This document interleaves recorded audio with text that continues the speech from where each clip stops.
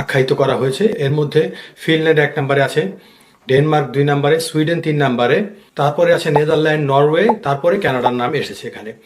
আসলে আমি সবসময় আমার ভিডিওতে বলি যে নর্ডিক কান্ট্রিগুলি কিন্তু ফ্যামিলি গ্রো আপ করার জন্য, চাইল্ড গ্রো আপ করার জন্য সবচেয়ে বেস্ট কান্ট্রি। এবং নর্ডিক কান্ট্রি, স্ক্যান্ডিনেভিয়ান কান্ট্রিগুলি কিন্তু শুধু যে আপনার ফ্যামিলি ওরিয়েন্টেড কান্ট্রি, ফ্যামিলিকে সাপোর্ট করে, বাচ্চাদের সাপোর্ট করে তা না, এই দেশগুলি হচ্ছে শান্তিপ্রিয় দেশ।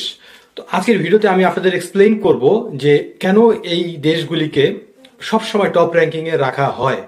আপনারা যারা মনে করেন যে না, আমার খুব বেশি ধনী হওয়ার দরকার নেই, আমি খুব শান্তিপূর্ণ লাইফ লিড করব, সিকিউর লাইফ লিড করব, ন্যাচারাল ডিজাস্টার যেসব দেশে নাই, যেসব দেশে কোনো যুদ্ধ হওয়ার পসিবিলিটি নাই, যেসব দেশে একদম সুন্দরভাবে সিকিউরভাবে লাইফ লিড করতে পারবো, তাহলে কিন্তু অবশ্যই এই নর্ডিক কান্ট্রিগুলিকে আপনাদের অপশন হিসাবে চুজ করতে হবে।